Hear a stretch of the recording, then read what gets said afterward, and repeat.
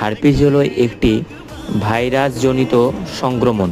এটি সাধারণত দুই ধরনের হয়।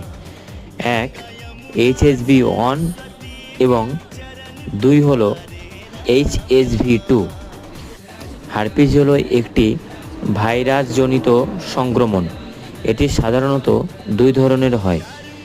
এক, HSV1 এবং দুই হলো HSV2। HSV1 মুখ, ঠোঁট এবং মুখের আশেপাশে ফোস্কা বা ঘা সৃষ্টি করে। HSV2 জেনিটাল হার্পিস, যৌনাঙ্গ এবং তার আশেপাশের অঞ্চলে ফোস্কা বা ঘা সৃষ্টি করে। হার্পিস রোগের লক্ষণ: মুখ বা যৌনাঙ্গে ছোট ছোট ফোস্কা বা ঘা হয়, চুলকানি ও জ্বালাপোড়া হতে পারে, জ্বর এবং ক্লান্তি আসে।